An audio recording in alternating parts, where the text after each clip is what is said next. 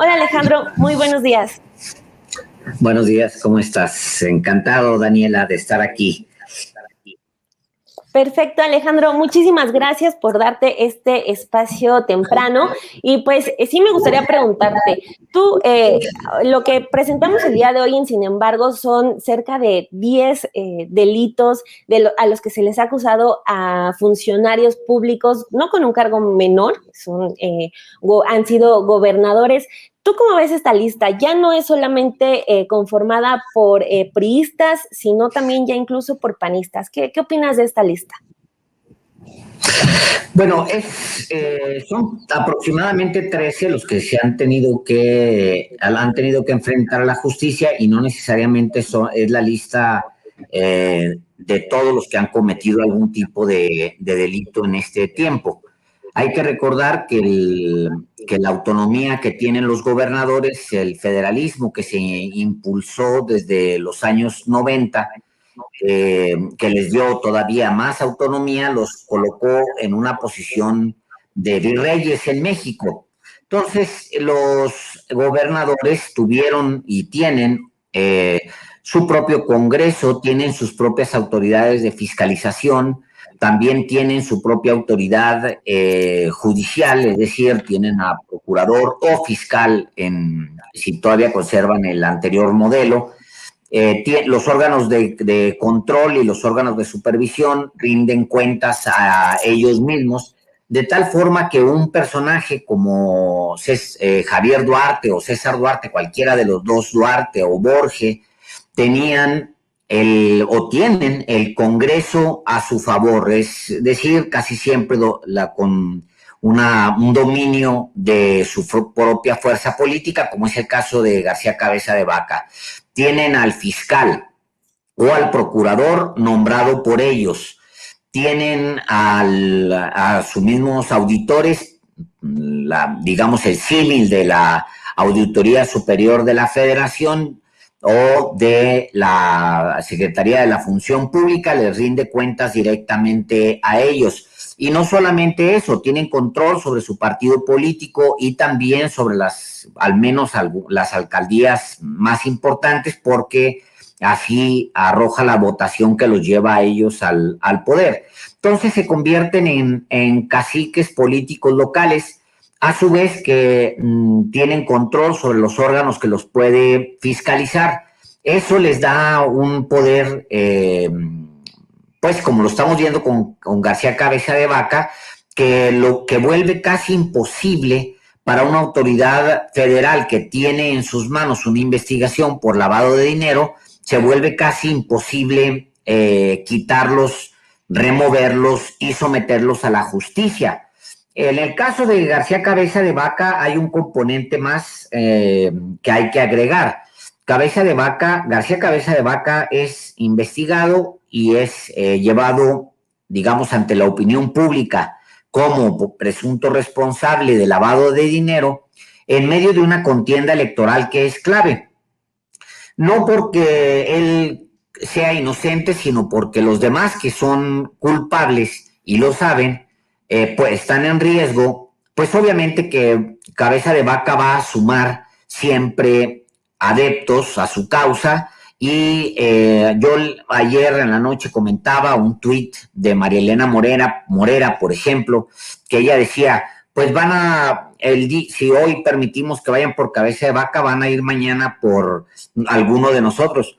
Tiene toda la razón si ella se considera dentro del grupo de los que han cometido algún ilícito. Si no, no tendría por qué preocuparse.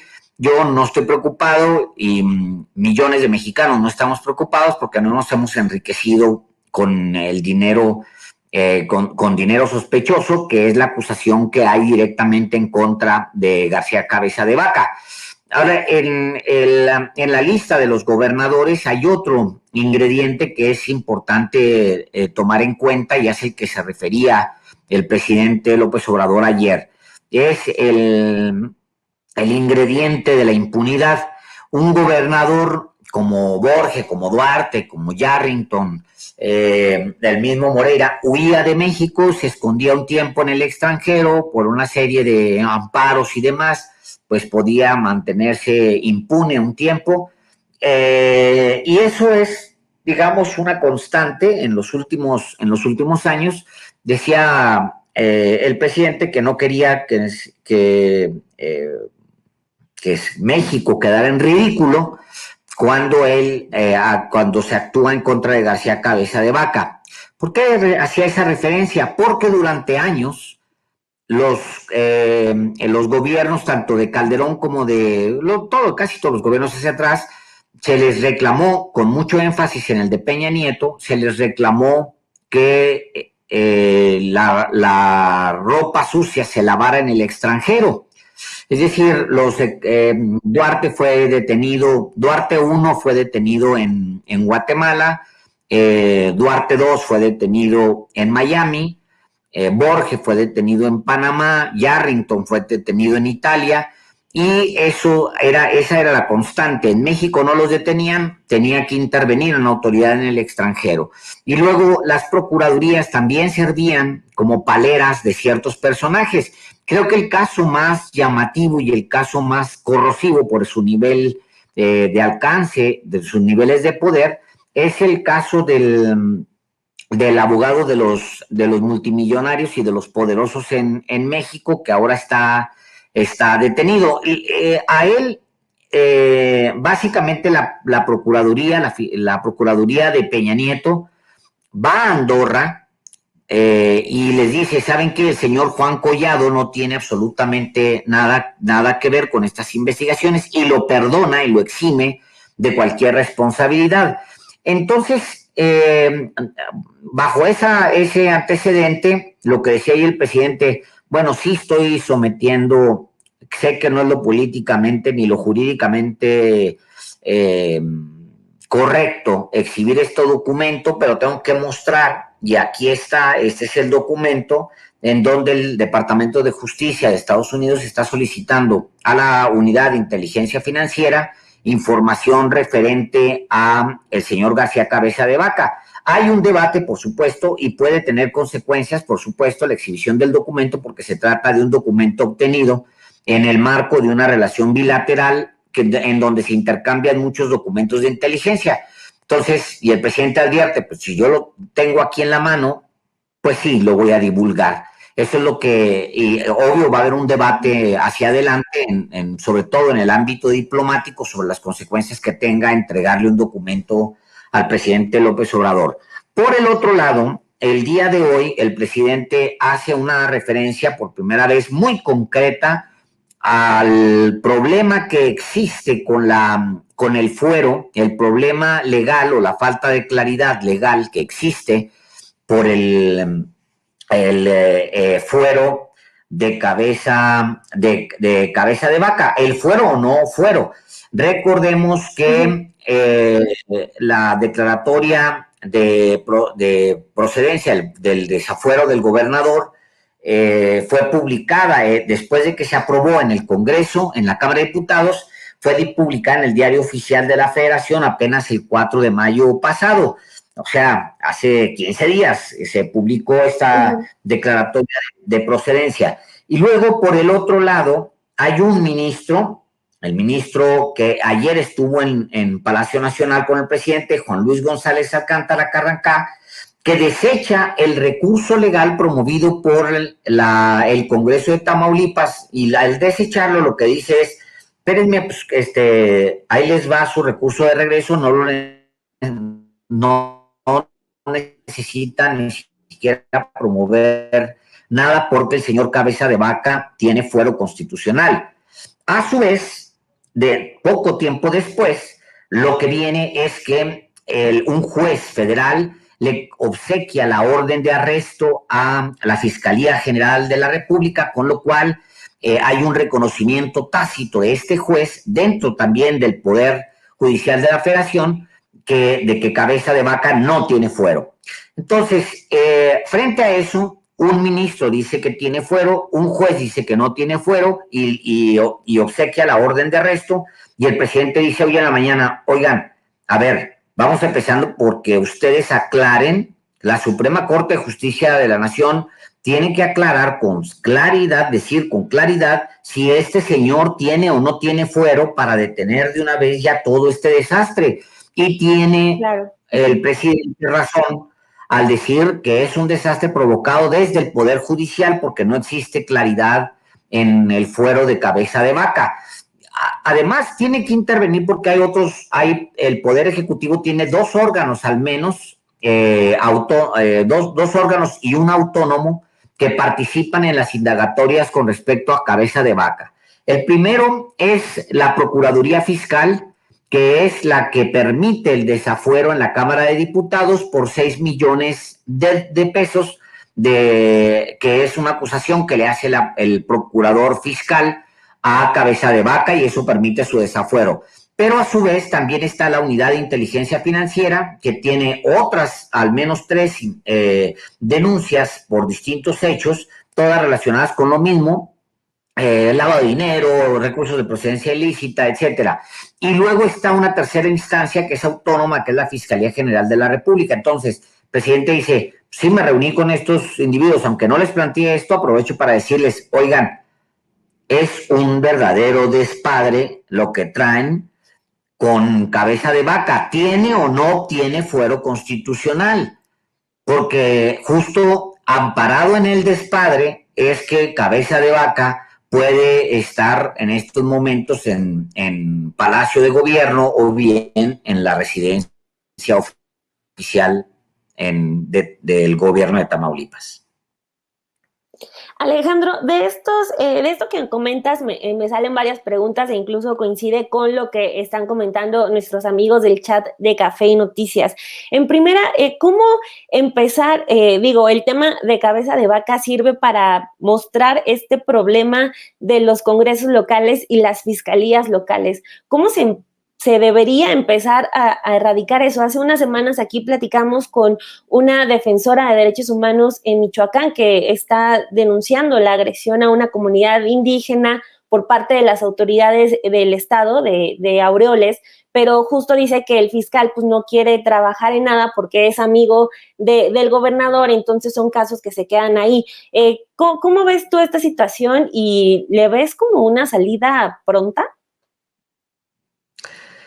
Mira, hay algo que se dio que fue aprovechado sobre todo por gobiernos del PAN en los últimos años, pero no solo por los gobiernos del PAN. Cuando se hizo el cambio de procuradurías a fiscalías, sucedió que muchos de los congresos locales le dieron, dijeron, el actual procurador puede volver a ser fiscal del Estado porque se trata de una entidad renovada, algo de lo que se aprovechó Lorenzo Córdoba para mantenerse tantos años al frente de la autoridad electoral. Dijo, es que ya desapareció el IFE, ahora soy el consejero presidente del INE, y ya con eso se lavó la cara a Lorenzo Córdoba y asumió 10 años la presidencia de ese órgano colegiado. Ahora, ha sucedido igual en los congresos locales. En los congresos locales, siempre con mayoría, casi siempre con una mayoría del gobernador, lo que ha pasado es que aprovechando este cambio de procuraduría a fiscalía, se ha impulsado la permanencia de los que son afines al gobernador. El caso más notorio, o dos casos notorios que han sido de escándalo, uno de ellos es el de Winkler, el procurador de Veracruz, que Yunes intentó dejar en Veracruz durante más tiempo, aún cuando ya había asumido un nuevo gobierno de Morena a la entidad, y pues a ese lo persiguió la justicia y está prófugo de la justicia, Winkler, de procurador a fiscal. Y luego el caso, digamos, más grave de todos, un caso que es vergonzoso, es el del fiscal el actual fiscal de Guanajuato, que lleva 12 años en el poder y se va a aventar 19 años en el poder, siempre aliado de los gobernadores del PAN allá en Guanajuato, y a pesar de que lleva más de una década descomponiéndose la seguridad en esa entidad. Entonces, sí aprovechar un momento. Ahora, yo no revisaría el tema específico de los procuradores convertidos en fiscal para perpetuarse ahí en el poder. Yo revisaría todos los sistemas de rendición de cuentas, por ejemplo. La Cámara de Diputados es las cámaras de diputados o los órganos locales, los congresos locales, son órganos al final que sirven de contrapeso y como contralores de un gobierno del Estado. O sea, si no son el contrapeso, pueden tener una mayoría, sí deben plantear la autonomía para meterle control a los gobernadores de tal forma que algunos nombramientos sean al menos discutidos con la opinión pública. Y el problema es que los órganos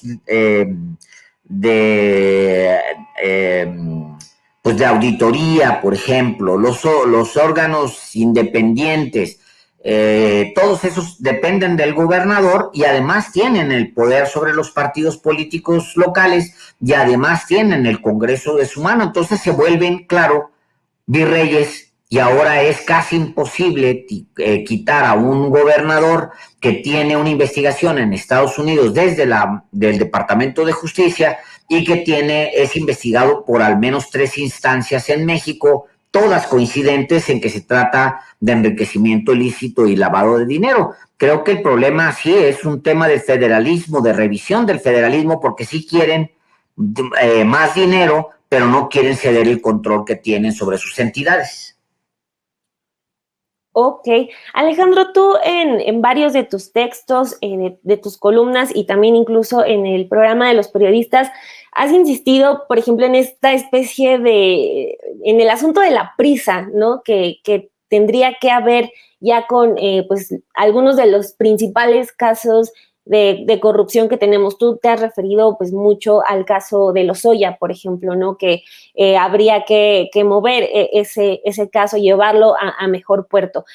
Ahorita, por ejemplo, también estábamos viendo acá y nuestros amigos nos comentan pues toda una lista larga de exgobernadores que no están en el texto que presentamos hoy, sin embargo, porque pues no tienen esas acusaciones. Estaban mencionando, por ejemplo, el caso de Yunes. A mí se me ocurre el caso de Rubiel Ávila en el Estado de México, que también tienen varios señalamientos, pero pues todo en el aire.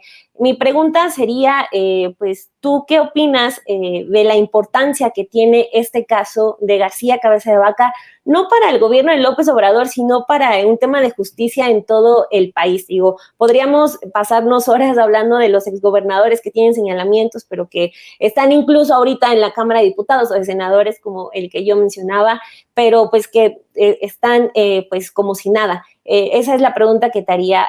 ¿Cuál es la importancia que tiene para todo el sistema de justicia el caso de García Cabeza de Vaca? Bueno, el caso de García Cabeza de Vaca tiene componentes que lo hacen más complicado. Tiene el componente político, es decir, se da en medio de una elección que es crucial, la elección intermedia federal. Ese caso yo lo separaría un poco porque se ha contaminado políticamente. Lo separaría de mi comentario, no de la urgencia que hay, por supuesto, de hacerlo rendir cuentas. Lo separo para decir lo siguiente.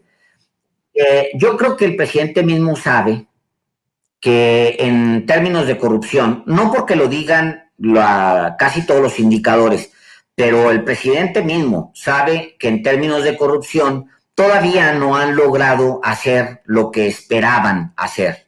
De tal manera que el sábado pasado o en días pasados yo salía a la calle, veía las pancartas y comentaba con la persona que me acompañaba, comentábamos pues cómo es posible que el PRI salga a pedir votos y cómo es posible que con todo descaro pueda decir ya estamos aquí otra vez después de un gobierno profundamente podrido como el de Enrique Peña Nieto. ¿Con qué cara puede salir el PRI a pedir votos? Bueno, es muy sencilla la respuesta. La respuesta es que puede salir a pedir los votos porque puede hacerlo. Y puede hacerlo porque ni siquiera Enrique Peña Nieto ni nadie de buen nivel han sido detenidos por corrupción y es una deuda que se tiene a la autoridad. Ahí yo diría, gran parte de esa responsabilidad es del fiscal, de Gertz Manero, porque si tú te fijas, por ejemplo, en el caso de Carlos Romero de Champs, que es un caso emblemático de corrupción, había 12 carpetas de investigación abiertas contra Carlos Romero de Champs, este líder corrupto de los petroleros, un caso emblemático de corrupción y de impunidad en México. Este señor tenía estas carpetas, más de una docena de carpetas abiertas. 9 de esas carpetas de investigación ya fueron cerradas, no le encontraron nada. ¿Cuáles son las que quedan abiertas? Quedan 3. Esas 3 que están abiertas son carpetas de investigación que abrió en su momento Santiago Nieto Castillo y que entregó como unidad de inteligencia financiera, lo entregó a la Procuraduría, a la Fiscalía General de la República. ¿Qué es lo que quiero decir? Que el trabajo hecho desde los órganos como la UIF, como la Unidad de Inteligencia Financiera, está ahí y es lo único que sobrevive, digamos, dentro de todo el combate a la corrupción. Donde no hay eficiencia, claramente me queda, por este caso y por otros casos, es en la Fiscalía General de la República. Y no es que solamente lo diga yo, las 2 o 3 veces que el presidente se ha referido al tema de los temas de corrupción y a la Fiscalía, lo ha acompañado de 2 frases. Creo que va muy lento, con una cierta ansiedad del presidente, creo que va muy lento, pero confío en Gertz Manero. No puede traicionar la confianza que él tiene sobre Gertz Manero, pero a su vez no puede evitar decir que Gertz Manero se ha ido muy lento. Y entonces también hay delitos que prescriben, también hay evidencia que se pierde en el camino y también tardarse mucho da margen para que estos actores que detentaron el poder puedan seguir utilizando sus tentáculos al interior de las instituciones del Estado para poder echar abajo investigaciones en su contra. Ese es el tema. Va mucho tiempo ya, Gertz Manero no ofrece un resultado y bueno, eso hace quedar en mal, sí, la política principal de este gobierno, que es el combate a la corrupción. Ok, perfecto, Alejandro. Pues muchísimas gracias por todo lo que nos comentaste. Tu análisis siempre es muy, muy atinado y sobre todo que estés en este espacio de Café y Noticias que todavía tiene mucho, mucho de ti. Muchísimas gracias, Ale, y muy buenos días. Gracias, muy buenos días.